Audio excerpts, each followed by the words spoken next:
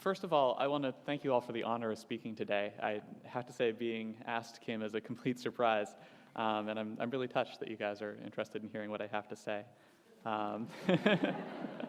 Honestly, I can think of 34 or 35 other people I'd be interested in hearing today.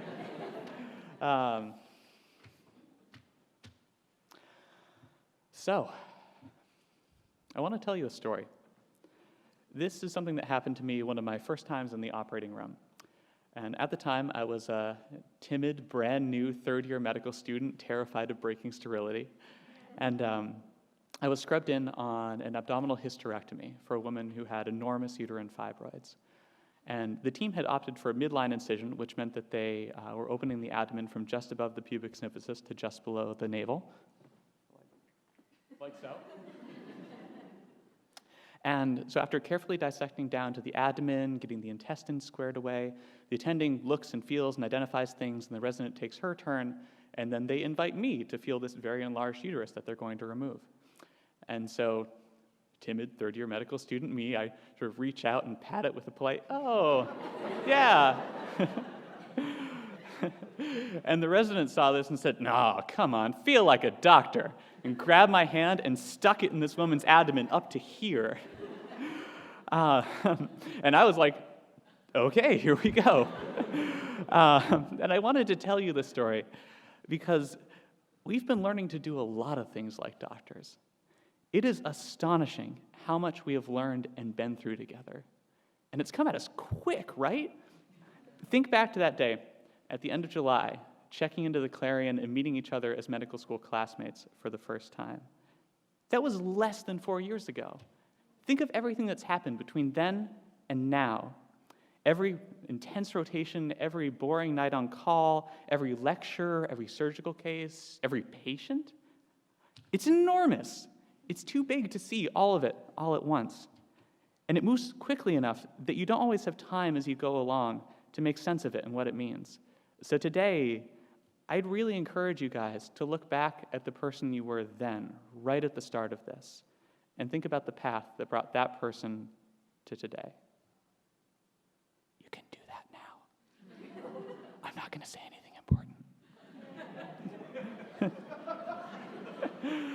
As I've been doing my own reflecting about this, the first thing that jumps out at me is that medical school is one of those things where you can't really know what you're in for until you've already done it.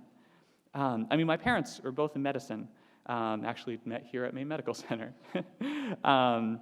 And so I knew a fair amount about what this would all entail, but when I look back at the person I was before, I had no idea what it would really be like, and I definitely didn't know what it would mean. I knew that we would work with cadavers to study anatomy, but I didn't know that I would learn what my hands would feel like, slick with fat and gritty with clotted blood. And I didn't realize that I would spend so long wondering who my cadaver had been as a person, trying to glean some sense of her life from the spare physical details. Her one badly arthritic knee that must have hurt her terribly when she walked, her multiple prior abdominal surgeries, the cast of her face. And I didn't know how much reverence this whole process would give me for the spark that makes us human, and how much gratitude I would feel for her gift to us. I knew that we would learn how to poke and prod people and listen to things with a stethoscope, but I didn't expect the excitement I would feel as my physical diagnosis skills evolved from this clumsy rote performance through the shock of recognition when I actually heard a murmur or found Murphy's sign for real, to the point where I would feel comfort with the idea that I could walk into a room and lay hands on someone, and that by that process I might start to help them heal. Along those same lines, I did not expect how utterly and persistently incompetent I would feel, and be,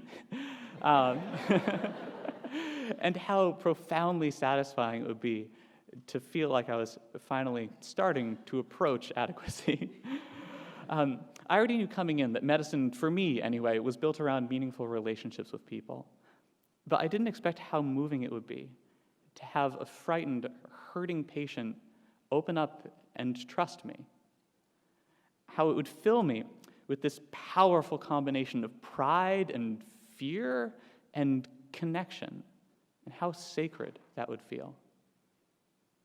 I knew that we would see people die at some point along the line, but I could not have imagined what it's like to see someone die, or how the death of a total stranger can clarify your priorities in a moment and in a way that never really leaves you. And I couldn't have known how much it would mean to see people brought back from the brink of death. Medical school has changed us. I don't think it's changed us for the worse, but it has changed us. In ways that we've noticed, in ways that we haven't, in ways large and small, and man, I would love to hear what you guys think of all of it. I don't want to get too far into the weeds of my own experience here, because I think these changes, the ones that matter, are unique and personal to each of us. If any of you want to go for a walk at some point and talk about it, I'm 100% game. One thing I will say, though, is that this whole process has given me an appreciation for getting pushed in the deep end, because nothing will teach you the role of manual exploration during surgery like suddenly finding yourself wrist deep in someone's abdomen while a resident patiently walks you through identifying the cervix and uterine arteries and other vital structures by touch. I know this may not be true for all of us, but for me, I've come to appreciate the relatively structured way that medical school keeps giving you a little bit more than you think you can handle and taking you a little bit farther beyond the frontiers of your knowledge. I think getting out of all of those scrapes taught me to trust myself. And the powerful experiences I've had along the way have definitely given me a better sense of this calling we're about to enter. As we've gone through all of this, there's one part of medical school that has always brought me comfort and joy, and honestly, it's you guys. I am so glad to be a part of the Maine track. I love working with you because the intelligence and determination and quiet responsibility that you guys bring to your work never fails to inspire me. I still get excited whenever I run into one of you folks in the halls. I love hanging out with you because you guys are super cool. Maine trackers have taught me about everything from breaking bread to long-distance running to romance to flying drones. And honestly, y'all are some of the funniest people I've ever met. I love that I can go to the Common Ground Country Fair intending to meet up with one group of Maine trackers and instead run into a completely separate group of Maine trackers. And that's kind of a facetious example, but I think it gets at the ethos of the Maine track. You're thoughtful, and you have a good sense of what matters. And that's why I trust you guys. And that's why I'm so proud to call myself a Maine tracker, that trust. We've just been through some heavy stuff together, some of it good and some of it bad. And we all know that the real work is still to come. As we stand here together in this liminal time, on the threshold of this unquestionably important profession, I feel calm. Because when I look at the people who have come this far beside me, I am reassured because I trust you to do this thing right. I trust you to know your stuff, and I trust you not to lose touch with your heart or your humanity or your drive to do what's right. Years from now, if it's the middle of the night and I'm at my wit's end and calling for help, I cannot tell you the relief I would feel knowing one of you was on the other end of the line. It has been a privilege to get to know you, and it's an honor to call you friends. I am proud, unbelievably proud of each of you. You're going to be damn fine doctors. And honestly, I'm sad that we're not all going to get there together like we have up till now. Now, most of what I've had to say today has been directed to my classmates, and so in closing, I'd like to speak to our friends and family and teachers here with us today. We are the Maine track. We have spent days in the company of the dead in the hopes of one day helping the living. We have spent countless nights poring over books and computers with no company but the hum of fluorescent lights together in our solitude. We have bonded together and then been scattered across the length and breadth of the state, and brought together again and scattered again, and through these cycles our friendships have tempered like steel. We have taken some truly brutal exams, and then spent way too long wondering what they would mean for our future. We have sworn an oath, and started the journey of living it.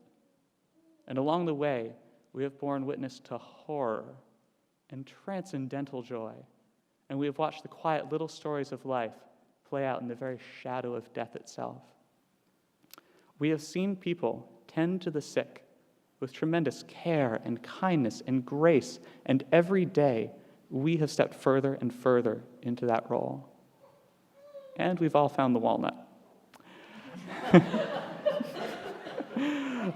And we're ready.